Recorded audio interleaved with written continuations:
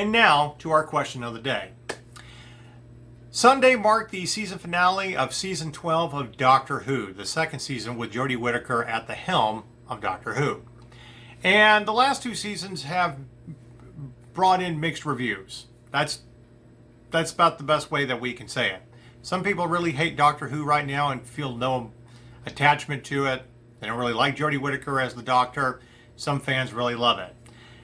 But I think where the mixed reviews really come in is the showrunner. So our question of the day is simple. Is it time for a new Doctor Who showrunner? Or is it time to find a new Doctor Who showrunner? I don't really know how to answer this question. Chris Chibnall is, I don't want to say that he's a bad writer. He did great with the series Broadchurch, which he adapted in Britain and also helped, bring one season to the U.S. And that's also where he worked with Jodie Whittaker the first time. But I think we can all admit that some of the storylines have been a little lackluster. Not all the episodes have been great, and that some of the better episodes were written by the staff and not him. And here's a little bit of a spoiler alert. We had kind of an interesting plot point for the season finale, which added to the mythology of the Doctor. For the longest time, we've heard the tale of the timeless child, and we've been wondering who it is. Well, they basically dropped it in the season finale that it's actually the Doctor. He, she, they are the timeless child. And added much more of a backstory to how the Doctor came about in regeneration and a little bit more mythology to Gallifrey. Some people liked the season finale, but of course the plot kind of retconned a few things and added some continuity problems with Matt Smith as the Doctor. So after 12 seasons, and since Doctor Who came back 15 years ago, I think it's also fair to ask the question if it's time to quit doing Doctor Who. Even the original classic series ran out of steam after a long time, and there wasn't as many, viewers, and that's why they quit after 26 years. It took basically a 16-year hiatus, except for a made-for-TV movie which actually contained the 8th Doctor here in America, where they were trying to reboot Doctor Who for American audiences, and it just didn't really work. But getting back to Chris Chibnall as the showrunner, is he that terrible of a writer, or does he, and personally I don't think he is, but I think the bigger question is, does he actually understand Doctor Who? Or is he like most writers where you try to add your own spin to something and try to create something of your own and be different than the other writers? Well, that's a catch-22. Every artist has to have their own flair, has to bring something unique to the table. But you also have to understand the building blocks of a long-time show that you're working on. What makes it tick? It's the same with writers that create a new series for Star Trek. If you don't understand the lore and the mythology already set up within the universe, then whatever your unique idea can basically alienate and retcon everything about Star Trek that we know. People complained about that when Star Trek Discovery came out a couple of years ago. Well, Doctor Who is no different. There's nothing wrong with the Doctor finally becoming a woman. It's been comical, and I think Jodie Whittaker has been great at it. But everybody has their favorite Doctor, and then they have their least favorite Doctor. And it's the same thing with the companions. Either you really like the companions or you don't like the companions. But at the heart of any franchise, when it comes down to it not being as good, it usually isn't the performance of someone like with this series who's playing the Doctor. It usually comes down to the writing itself. And that was also kind of, a lot of the complaints with Stephen Moffat, that it was time for him to go and it was starting to become stale. And, the last season with Peter Capaldi just really was not that good. So therefore it was time to regenerate and bring in a new Doctor. But the episodes that we have seen over the last two seasons have been some of the lowest rated episodes of Doctor Who, especially since they did reboot it in 2005. Is it running out of steam, or is it the showrunner? Personally, I don't dislike Chris Chibnall as the writer. I think overall they have done some good things, and I personally don't have a problem with the season finale, even though it's changing things up a little bit and adding or changing the mythology a little bit, or adding a lot that we just didn't know about the Doctor. Nothing wrong with that.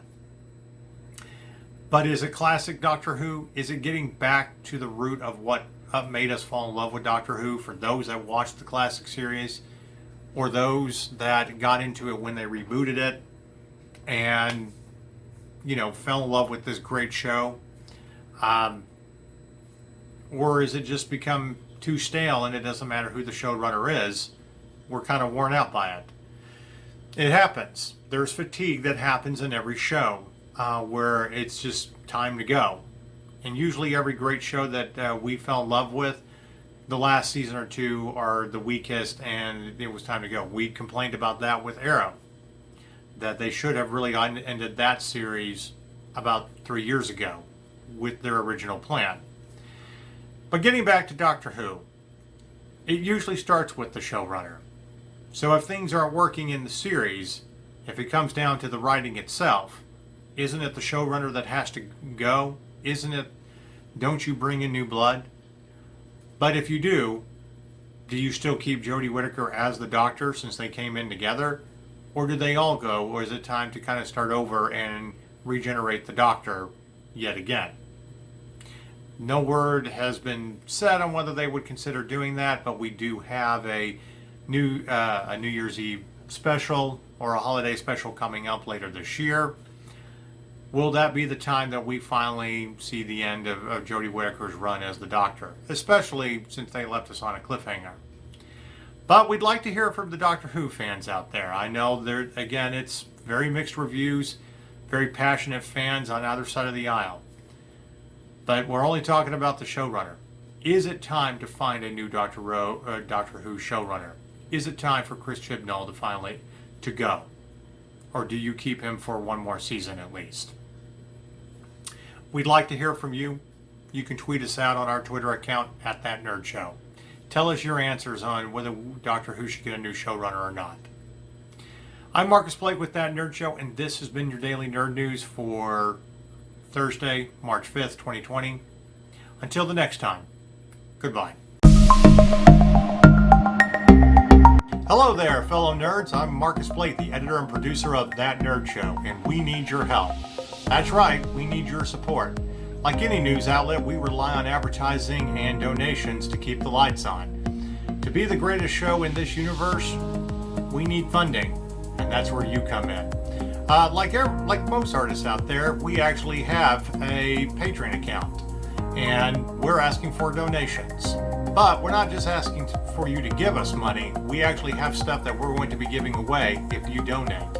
So we'll be uploading more and more videos to our Patreon account from YouTube, from our daily news to interviews with celebrities to gaming videos and all of our other individual shows that we are doing here in 2020.